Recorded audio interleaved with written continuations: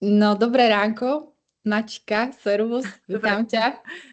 A poďme na to, ahoj, dneska ďakujem. sme sa stretli, opäť takto online, pretože si chceme povedať a pozvala som ťa teda na takú tému, ktorú budeme prezentovať dneska asi takých 15-20 minút a na konci povieme aj, čo chystáme my dve.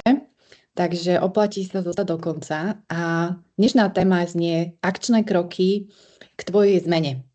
Ja to doplním, tie akčné kroky k zmene, ale takej zmene, aby sa uskutočnila v takom tom pochopení, aj s tým telom, aj ukotvení, ale aby bola stabilná a aby sme sa v strede tej zmeny nejako neuzamkli, nezasekli a nevracali do starých kolají.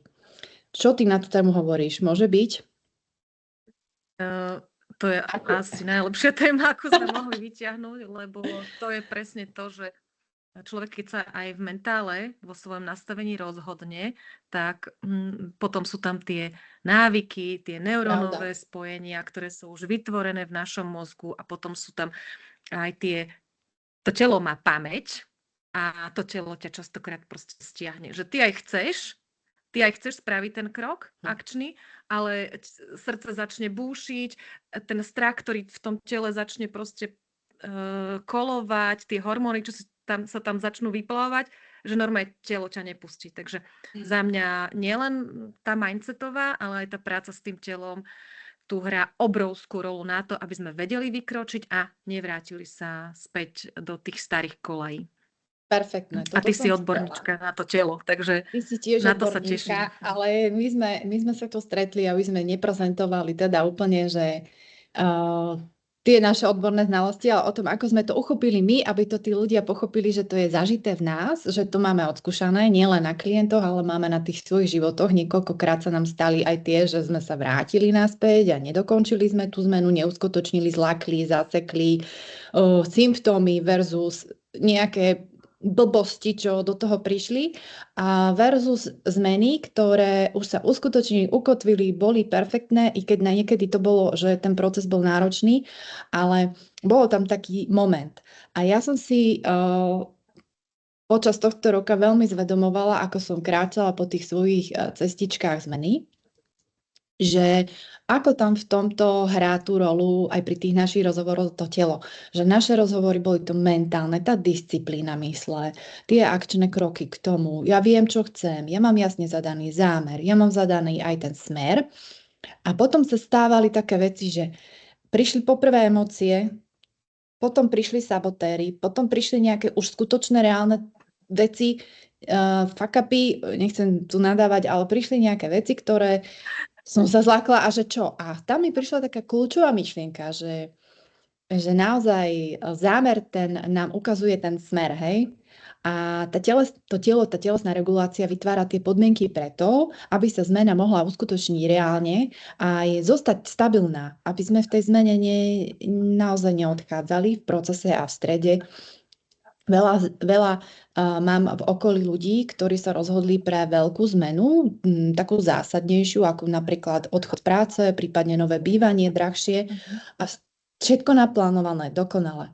Mali ako keby už všetky kroky spravené a malo dôjsť k tomu danému presťahovaniu, odídeniu z práce, prípadne nová práca, odchod od partnera alebo takéto zásadné momenty a bum, tam niečo sa v ich realite stalo, ktoré im odzrkadlilo vlastne to vnútorné nastavenie, ktoré hovorilo, ešte som v starých kolajách a vlastne cúvli. Ale keby sa stalo to, že oni to v podstate v tomto smere si sami sebe nesabotujú a ukotvili by sa v tom, že môže to byť len to staré ja a môže tá realita ešte sa tak rúcať vo mne, tá stará, že potrebuje sa to normálne zviditeľniť ešte v tej vonkajšej realite a že keď si to ustojím, tak dokážem tú zmenu vlastne dokončiť a ukotviť totálne v tých podmienkach, aby bola stabilná.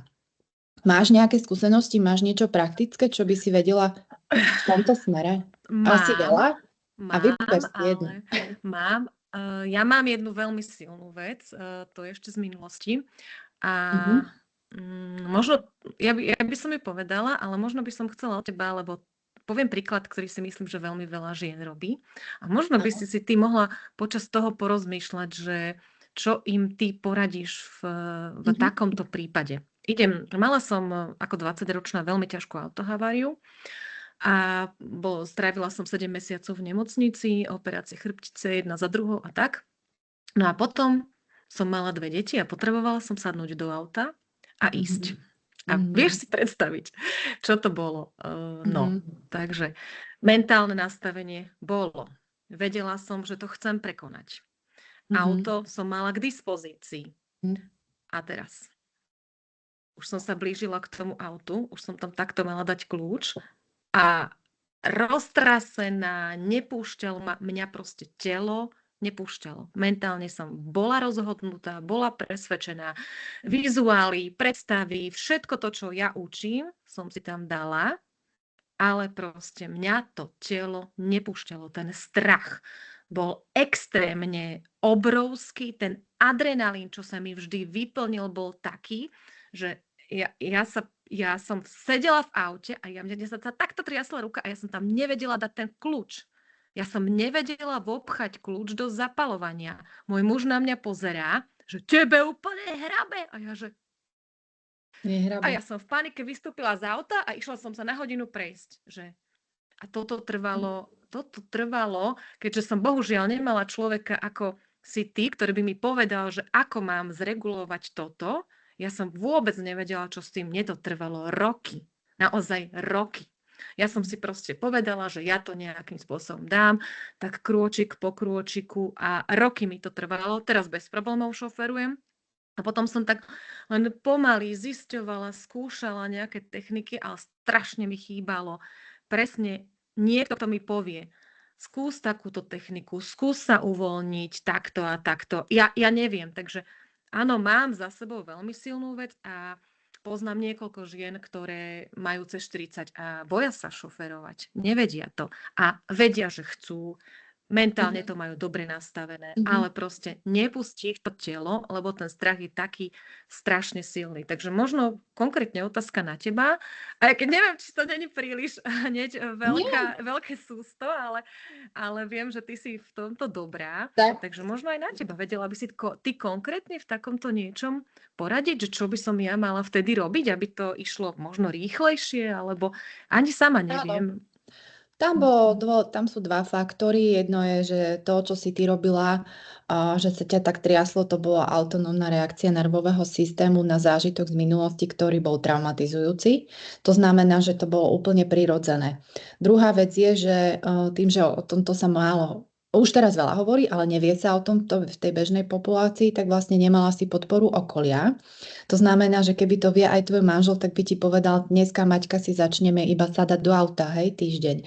Postupne potom o mesiac si môžeme dať jednu jazdu, ktorú prejdem s tebou a prejdeš sa iba po parkovisku pár metrov na jednotke, hej. A ty by si sa vlastne ubezpečovala by si svoje telo, lebo ten mentál bol v pohode. Čiže to sú tie roviny, o ktorých sa bavíme, že tu je na jednej strane ten mentálne rozhodnutie, ktoré je pevné, stabilné a ty chceš tie kroky robiť. A na druhej strane telesná, fyzická stránka, ktorá tam má nejakú brzdu alebo má nejaký zážitok, alebo tam má v podstate niečo, s čím si vzájomne proste odporujú tieto dva elementy a je to všetko ukotvené v tom tele aj z hľadiska nervového systému, ktorý ja stále v tom keby vzdelávam a praktizujem. A vlastne tieto emócie a tieto reakcie na nejaké udalosti sú vlastne súčasťou už evolúcie. Oni už boli vyvinuté predtým, čiže strach, hnev, láska si treba uvedomiť, že oni sú dôležité ako hormóny alebo ako bunky a fungujú preto, aby sme vedeli v podstate sú to také ako keby tabulky, ktoré ti ukazujú, že dobre, že tuto je hrozba a nebezpečenstvo a toto je bezpečie. Lebo my máme za úlohu v náš nervový systém reagovať bezpečne alebo nebezpečné. Čiže v tomto, či je hrozba, alebo či je skutočná, alebo nie, tam prichádzajú tam hrajú veľkú rolu tie emócie. A tu prichádza to, že my sa z tých emócií strašne buď bojíme, alebo stránime, alebo ich popierame. Nechcem počuť toto nechcem cítiť. Fú, a to sa potom potlačí, ale veď, keby to berieme len ako taký informátor, taký policajt, že si v bezpečí. Hej? Tu to môžeš, tu máš zelenú. tebe dostala emócia strachu a dostalo sa ti vlastne toho trasu v telesne ako informácia, že ty máš nejakú skúsenosť, ktorá si zažila a bola v tele ukotvená a tá ťa chráni pred nebezpečnou hrozbou. Lebo telo, ono skenuje vlastne to príbuzné prostredie. Ty, keď si bola v aute, kde sa to stalo, tá hrozba, a kde sa stala nehoda, ono vyhodnocuje to prostredie, každé auto ako nebezpečné, keď ho šoferuješ ty a tak ďalej. Tam treba teda rozoznávať, že je to ukážka toho, že túto telo moje má ešte zaseknutie, tuto ešte potrebuje vlastne dokončiť buď stresovú reakciu, alebo ju postupne ubezpečovať v tom bezpečí, a to je postupne titračne tým, že tam budeme robiť nejaké techniky, ako je pomalý dých, zvedomovanie z toho, ako sa cítim a tak ďalej. Však to sa už vlastne robí potom postupne podľa toho klienta a robia to somatickí kauči a tak ďalej. Ale tam išlo o to, že ty si vlastne zvedomila, že áno, že moje mentálne nastavenie je výborné, ja som akože v podhode s tým šoférovaním, ja chcem šoférovať, ale to telo ešte bolo starých vzorcov, ešte bolo v tom zaseknutí tej stresovej reakcii. A vtedy čo? Vtedy veľa ľudí si poprvé nezvedomí, že má ten strach, že to telo ho tam nepúšťa, ignoruje to a stále ide do toho mentálu a stále sa tam, a tam môže prísť, že ty si sa mohla vlastne zaseknúť a nešoferovať vôbec, už popri tom, aj jak ti manžel povedal, že ty čo robíš. Čiže ty si sa mohla stiahnuť ešte viacej do toho strachu, mohla si sa začať viniť, že prečo sa cítiš, keď už je to 5 rokov po tej nehode. A toto je chyba. Vieš, že veď toto sú vlastne automatické reakcie a toto, keby sa vedelo, že toto sú automatické reakcie nášho tela na ten stres, ktorý sa udial. A tak toto nemusí byť iba v havárii, to môže byť v podstate hádka, to môže byť niečo malicherné, ktoré sa nám zdá malicherné, ale má to následok, že tá stresová reakcia v nás zostala ukotvená a nám to pripomínajú tie situácie niečo ďalšie a tým sa pádom my sa potrebujeme ukoktvovať. Čiže my stále z toho telesného hľadiska len náš nervový systém vyhodnocuje bezpečie, nebezpečie. A keď my máme mentálne spracované, že sadnúť do toho auta je bezpečné, ale to telo to ešte nevie. Lebo to telo, jemu nikto nepovedal, že toto auto je bezpečné a tuto tá auto nehoda už nebude, lebo v podstate idem do toho postupne, už ono nevie, ono nemá taký obraz o realite vonku, ako má tá hlava, tie oči a tie zmysly a my mu to potrebujeme zasycovať prostredníctvom toho telesného prežitku, aby on dostal vlastne signál, že je v bezpečí. On nemá šancu vedieť, že je v bezpečí. To je presne ako dieťa, ktoré nerozumie slovám. Tak keď máš bábätko, ty mu nebudeš rozprávať, poď tej tete, pretože ona je zlatá, ja ju dlho podnám a tam budeš v bezpečí. To dieťa nechápe slovám, ono chce prso, ono chce mlieko, ono chce matku a jej vôňu. To znamená, čo urobíš s dieťaťom? Zobereš ho, keď plače na ruky, zobereš ho od tej druhej osoby, ukludníš ho. A to isté treba robiť s telom. Ono nepozná reč. Dobre mi je, dobre, fajn, sa cítim, idem šoferovať, bum, tresk. Nevieš, čo sa dialo, pretože jeho jedinou úlohou je ťa chrániť. A on ťa uchráni za každú cenu, to telo. Uchráni ťa pred nebezpečenstvom, lebo je to evolučne dané biologický imperatív. Takže dobre, ale ja ťa na chvíľku stopnem, ak môžem. Ty si v tejto celej reči povedala, že mentálne sa ukotvovať. Akože normálne, že nerozumiem úplne, čo tým myslíš, že mentálne sa ukotvovať. Ale čo to znamená v tej praxi, že čo to je mentálne sa ukotvovať? Mentálne sa ukotvujeme tým, že sa ubezpečujeme, že ten cieľ chceme, čiže my mentálne vlastne si zhodnocujeme ten stav a v podstate, keď sú aj nejaké sabatárske myšlienky, čiže mentálne sme v hlave, my sme v hlave odtiaľ to hore. To znamená, že až takto telesne to necítime. Ukotvovanie je telesné a ukotvovanie mentálne. To telesné som teraz načrtla, že zvedomím si, že totálne rýchlo dýcham, že som v strese, že je tam tá emócia, že sa potrebujem ukludniť, poprosím toho partnera, daj mi vodu, objím ma, potrebujem cítiť, že som opretá, že som v bezpečí, obzriem sa okolo seba. To sú vlastne tie techniky. To je telesné ukotvenie a mentálne. To s tým robíš aj ty, že ako sa mentálne ukotví, to je, keď tá zmena je už nami sme sa rozhodli, máme už vlastne smer daný a teraz prídu myšlienky, nemáš na to, nechod tam radšej, to je ten komfort, ego, sabotéry, sudcovia, bla bla bla, veľa toho. A to sú vlastne mentálne techniky, kde potrebuješ disciplínu mysle. To znamená držať sa stále toho zámeru a neodpočúvať. Aha, myšlienka. Aha, myšlienka. To sú tie myšlienkové pochody, ktoré prídu ako sabotérsky, že a naozaj to chceš to auto, ako chceš ho jazdiť, čak MHDčka funguje. Hej? A mohla si sa takto ubezpečovať v tom komforte, v živote by si nemala ten prežitok toho. Bola. Ja to je som v poriadku. tak bola niekoľko rokov, kým ma to pustilo. Jasné, lebo to telo, ale keby je tu niekto, kto nemá autonehodu, ale v podstate ide si len v tých mentálnych konštruktoch, že na čo, veď MHDčka, veď muž ma odveze, vieš, to už sú potom, tam treba zhodnotiť, či som už naozaj v tele alebo v hlave a kde je problém. Lebo niekedy telesne sme v poriadku a mentálne sa tá zmena nechce udiať, lebo ide tam proste sabotér alebo tam ide strach a toto si potrebuješ odpinkávať a potrebuješ vnímať, kde to cítim. Je to v hlave, je to myšlienka, je to telesné? A to sa pozerám, taký badiček rýchly, že dýcham v pohode? Dýcham. Stiahnutá som niekde, žalúdok? Nie.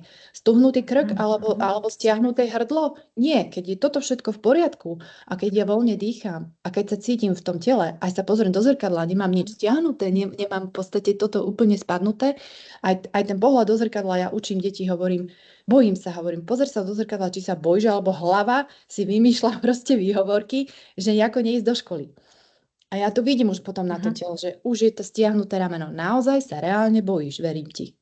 Ale už potom, keď nevidím ani ten signál tela, že ako tancuje si tu a bojím sa, tam nejdem, tak to už viem, že je hlava. Čiže aj taká pomôcka pre nás, že čo je, kde sa odohráva, je dôležité a na tom pracovať. Tu je disciplína a tu je telesné ukotvenie. Ty už máš skúsenosti. Ty si teraz povedal toto. Ty už máš tie skúsenosti. Dobre, a keď žiadne skúsenosti nemám, tak mi povedz nejaký 1, 2, 3 kroky, také úplne prvé. Čo môžem spraviť, keď nemám žiadne skúsenosti, tak ako môžem začať vnímať to telo? Lebo ty si to teraz povedala tak rýchlo, keď to. Povedz mi, keď naozaj, že nás pozerá niekto, kto nemá s tým žiadnu skúsenosť, tak ako môže začať vnímať to telo a niečo z toho vyhodnotiť, že toto by som mal zmeniť, toto je pre mňa dobre, toto nie je pre mňa dobre, že ako s tým začať? Keď nemáš s tým žiadne skúsenosti. Keď nemáš žiadne skúsenosti, ale chceš nejakú zmenu uskutočniť, alebo v podstate, že môžeme si to povedať na príklade, že chcem reagovať, ja sa teraz, mám klientku a ona mi povie, ja chcem už reagovať v náročných situáciách v práci alebo doma s deťmi pokojne. Dajme si takú tému, že ja sa neviem v podstate správať ako keby pokojne, chcem reagovať pokojne, ale moje telo vybuchne, začnem škriekať na tie deti, začnem byť nervózna. A to je vlastne to, že prvým krokom je uvedomenie. Ona si už zvládla uvedomiť, že nejaká je. Že jej to vadí a že ona už takto reaguje v tej a v tej situácii. Tu máš 50% práce hotovej. Keď sa uvedomí človek, ako sa pozoruje, tak to už máš 50% hotového, pretože pozorované je uvidené a už je to také odľahčené, že si to zvedomuješ, tým pádom dokážeš ako keby aj konať tie kroky k tomu, aby to tak bolo inak, alebo zmeniť to. Teraz prichádza na rad, že príde tá situácia a ona už vie, že v tej situácii ju ide niekto rozčuliť, alebo už sa blíži k tomu rozčuleniu a ona sa tam vtedy zastaví pred tou reakciou a to je dôležité, že to sa volá, že buď je situácia a ty si buď reaktívna, že vybuchneš, reaguješ bez rozmyslenia, alebo vedomá reakcia. Vedomá reakcia je, že sa niečo stane, ty si to zistíš, že ja už idem škríkať, ja už idem kričať, ja už idem do boja, do útoku, ktorý sa zastavíš, uvedomíš si, že to ide, to je extrémna vec, to je druhý krok, že ty si to uvedomíš, zastavíš svoje konanie. Najjednoduchší, najpraktickejší a stále prítomný je dých, takže predýcham zhlboka, koľko mi čas dovolí, teda koľko mi situácia dovolí, 1-2 nádychy. Vtedy si to telo dokáže v podstate urobiť tú chemickú reakciu, zvrátiť, že už to nebude taký výbuch, už to bude trošku jemnejšie. A to je to zladenie, že mentál vie, čo chce. Telu som dala pokyn cez dých a teraz výsledok je reakcia, ktorá je pokojnejšia, vedomejšia so zámerom. Čiže nie je reaktívna, ale je vedomá reakcia. Ako sa to stalo? Ja som si to uvedomila a tuto som to urobila dýchom. To znamená, že sa to prepojilo. To je vtedy, keď ten mentálny zámer sa stretne s telesnou skúsenosťou a výsledok je úplne iný. Zvedomenie a kľudne dých, ale viacej techník a samozrejme tie situácie sa menia v závislosti od toho. A k tomu by som to prepojila. K tomu by som to prepojila, že je dobre mať presne predtým, ale už zámer, že ja chcem na budúce, že keď sa stane takýto výbuch, tak si už vtedy dám zámer, na budúce inak zareagujem. Čiže mám tam ten zámer a potom na základe neho ty možno sa dokážeš si všimnúť, že čo sa to deje, niečo sa tu deje, už to na mňa ide, už to na mňa leze, už sa začínaš v tom tele to cítiť, že už to na mňa leze a začneš potom inak reagovať. Presne tak. Takže aj ten zámer je podstatný a potom tá práca s tým telom. Že to ide ruka v ruke. Nejde to oddeliť. Lebo my sme zasadení. Tá myseľ je zasadený v tom hmotnom tele. Nejde to oddeliť. A toto je veľmi silná myšlienka, že nestačí iba tá práca s tým mindsetom. S tým telom musíš rovnako pracovať s tým nervovým systémom, s tými návykmi, s tým hormonálnym systémom, že to naozaj ide je to prepojené. Krásne si to zhrnula a je to spojená nádoba a najčastejšie chyby, ja ešte na záver poviem a potom môžeme povedať, že čo chystáme. Najčastejšie chyby, ktoré sa... Už je toľko hodín? Už ideme asi tak 20 minút a sme sa, áno, ale najčastejšie chyby sú také, že ľudia to telo ignorujú. To by som chcela vlastne ja tak trošku na to apelovať, že telo je proste telo a to má ruky, nohy, hlavu a vykonáva tie činnosti, ktoré ja si zmyslím. Ale je to mocný nástroj, veľmi mocný, ak ho zapájame do toho procesu manifestácie, uskutočnenia zmien a tých zámerov. Pretože to zladenie sa v rámci toho nervového systému a toho mindsetu to urobí v realite takú zmenu, takú pevnú, krásnu, stabilnú, ktorú je to taká tá pravá zmena, taká, že išlo to po lovate a zostalo to ako keby ukotvené a už tam není takéto váhanie a cúvanie. Takže aspoň z môjho pohľadu a z mojich skúseností, ak sa prekoná tá bariéra v tom bariéra pomyselná, ktorú my považujeme za bariéru, ale v tom tele sa môžu uskutočniť v tých procesoch zmien alebo uskutočňovania zámerov aj telesné príznaky, symptómy staré napríklad. Hej? Že nemusí to byť len forma emócií, ale môže to byť napríklad nejaké, ja neviem, niekto mával migrény a teraz sa zjaví migréna, hej? A to telo proste zobrazuje len také ešte reakcie toho typu, kedy si bola ešte v starých kolajách, ešte tá zmena v podstate nebola ani na ceste, že ty si ešte ani neuvedomila, že potrebuješ zmenu a môže sa odraziť starý symptóm, ale to je len ešte dojazd toho starého v tom tele, ktoré sa potrebuje ako keby len tak zviditeľniť a potrebuješ si to ustať a potrebuješ si to ukotvovať v tom tele a nezlaknúť sa, necúvať a častokrát to telo potrebuje len podokončovať veci, podokončovať tie stresové reakcie, aby bolo úplne nachystané na tú realitu a na tú zmenu. A to dokončenie môže vyzerať v našich očiach ako ďalšia choroba, ďalší symptóm, zase ma boli hlava, zase to robím zlé a tak ďalej. Ale ja by som tam len chcela pripomenúť, že vydržte, len si zvedomte túto skutočnosť, že telo je super inteligentný stroj a on to nerobí len tak náhodou a môže ešte ísť v tých starých kolách, on potrebuje dojazd. Pretože ty, keď si v zámere, tak ty si trošku v budúcnosti, ako to má byť, ako to chceš. Ale nervový systém, on nedokáže existovať ani v budúcnosti, ani v minulosti. Pre ňoho je strašne ťažké ten časový horizont dodržať. On je len v prítomnosti. Čiže on dobieha tú tvoju prítomnosť a tú budúcnosť a on chudák to nestihne. A niekedy to ešte v starých kolejach ešte tam príde nejaký symptómček a tam to treba vydržať a len sa ubezpečovať, že je to bezpečné a že naozaj nič nehrozí. No a čo povieš na takúto pozvánku? Ja by som sa ale ešte chcela niečo opýtať. Poslednú vec môžem? Že je nejaký mýtus o tom, že prečo niekto akoby s tým telom nechce pracovať? Lebo ja poznám viacero ľudí, ktorí si stále myslia, že je to iba o tom mindsete a to telo majú ako taký automat. A nechcú s tým telom pracovať, aj keď ja som o tom presvedčená, že keď zapojíš aj tú prácu s telom, tak celá tá manifestácia sa proste rozbehne oveľa rýchlejšie. No, ja som sama máš nejaké mýtusy, s ktorými aj ľudia chodia za tebou? Ja som žijúci príkladom mýtusu. Mýtu sa to skloňuje kvôli tomu, že ja som takto žila. Ja som si veľmi išla manifestačné techniky a veľmi som si išla ten mindset a tvrdý disciplína a tak ďalej. A ja som veľa chcela a veľa naplánovala a všetko a tak.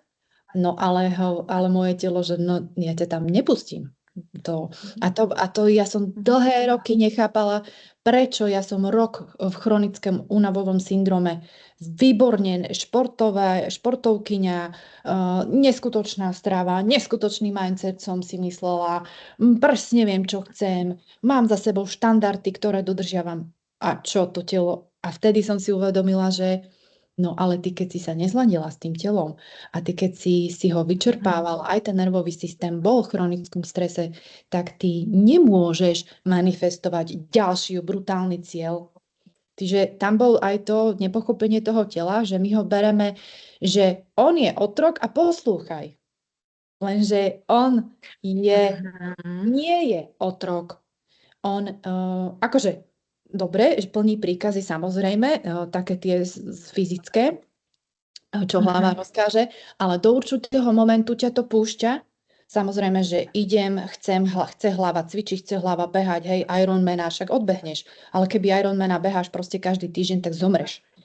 No a to je to, že ty keď to telo budeš ignorovať v procese, tak ono ťa stopne samo, pretože to, čo sme na začiatku povedali, tam je biologický imperatív zachovania bezpečia a ochránenie pred hrozbou a tebe už ty nevidíš tie stimuly, ktoré sama sebe dávaš, že ti škodia a to vyhodnocuje iba nervový systém. Čiže my nevieme, aká super inteligencia ešte si fičí v pozadí na tom softveri našom, ako je nervový systém. To znamená, že ak aj nepochopenie tohto celého princípu nás vedie k tomu, že si vlastne, že sa znehodnocuje ten prístup k tomu telu a ono to časom príde, lebo to telo vydrží 5-10 rokov v závislosti od toho, jak ho týraš, či fyzicky, či chronickým stresom, ale potom príde sek, či to príde formou choroby alebo mentálnej únavy, ako som mala ja, a ja som sa musela rok krotiť, ako hlavou, mentálne, ja som nemohla, idem pracovať. Toto si povedala perfektne, že telo není otrok. Si myslíme, že on je otrok, poslúchaj. Nie, on nás má za úlohu chrániť. Ale áno, čiže skôr počúvaj ty to telo, ono ti napovie, akým spôsobom sa ty dostaneš Geniálne, toto je ináč také zaujímavé. Ani ja toto nemám ešte úplne ideálne uchopené, lebo niekedy aj ja idem do toho, ale už to telo počúvam, že keď je únava, tak teraz má oddychovať. A z toho oddychu ti potom príde ešte viac energie na to, aby sa ten zámer vyplnil takým spôsobom, akým by ťa to predtým nenapadlo z toho vyčerpania. Toto je ono. Takže toto je ono, keby sa len trošku počúvame, že to telo je inteligencia, ktorá vie presne načasovať aj tie zmeny, že počúvať ho vtedy a vtedy sa tá zmena ukotví. Takto sa udeje, ukotví sa v ľahkosti, v radosti, bez fuck-upov a toto sa chceme učiť. Áno. A toto si chceme hovoriť. Presne. Povedz, kde. Presne.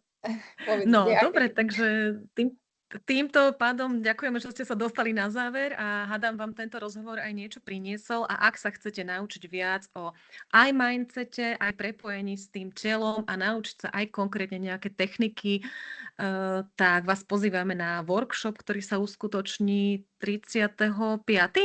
Áno, To máme. 30. 35. mája v sobotu. 2026. Mhm. Áno, v Gong Centrum Labuť. Bude to na 3,5 hodinky. Áno, od 10. do Tak. 14. cca plus nejaké Mhm. malé otázočky a prestávky. Mhm. A ty tam, Maťka, Vládka nám no. Vládka nám porozpráva teda o tom tele, ale však ty povedz asi viac, že čo tam sa budeme učiť. Toto bola asi ukážka toho, že ako tú zmenu budeme ukotvovať. Ja ju budem vysvetľovať na tých príkladoch aj na tom nervovom systéme, ktorý si tak zľahka rozoberieme, aby ste to ukotvili, pochopili, hlavne pochopili a vedeli s tým narábať v praktických situáciách v živote. A bude tam aj ukážka nejakých krátkych somatických cvičení k tomu, aby sme sa vedeli naozaj v tých časoch tých našich reakcií aj trošku zvedomiť. A Maťku som si prizvala k tomuto workshopu preto, lebo sa mi s ňou výborne spolupracuje a viem, že chcem ukotviť ten zámer mentálny a ona je v tom fantastická, takže povedz, čo budeš ty prezentovať. No a so mnou sa naučíte, ako ten zámer dobre nastaviť. Ako ho nastaviť tak, aby bol pre nás funkčný, lebo ja mám aj také skúsenosti ešte na začiatku mojej práce, že nastavila som zámer a ľuďom sa stávalo to, čo naozaj v skutočnosti potom nechceli. Takže už za roky práce s tým zámerom už naozaj presne viem, ako ho nastaviť tak, aby sa nám stávali veci, ktoré sú v radosti, v ľahkosti a aby sa vyplnili tie zámery tak, aby sme boli v konečnom dôsledku šťastní a radostní. Takže ja budem s vami pracovať so zámerom a prinesiem aj sviečky a budeme do tých sviečok aj do nášho pola kvantovať, môžeme to tak nazvať, alebo proste zadávať si to naozaj do toho nášho podvedomia tak, aby potom my sme sa už aj v tom tele vedeli zastaviť a ísť v smere toho nášho zámeru. Takže budeme pracovať so zámerom, budeme pracovať s telom, a bude to, zase si myslím, že veľmi silné a odnesiete si aj konkrétne techniky a hlavne aj veľmi silné pochopenie, prečo má zmysel s tým pracovať. Presne tak. Takže ja to zhrniem. Náš workshop sa volá Telo ako najspoľahlivejší sprievodca k zmene. Keď ho budete vidieť a komunikujeme ho na sociálnych sieťach, takže 30. mája v sobotu od 10. do 14. A dole pod videom bude samozrejme link alebo v našich profiloch. Takže na záver pozývame vás, budeme veľmi radi a budeme sa veľmi tešiť. No a veríme, že si odnesiete také trvalé a stabilné nástroje k tomu, aby sa tá zmena uskutočnila tak, ako vy chcete. A v ľahkosti a v radosti. Tak, ďakujem Maťka a veľmi dobre sme si pokecali a Čaute. vidíme sa teda na tom workshope, možno aj inokedy. Vidíme sa na workshope. A ja. Ahojte. Ahojte.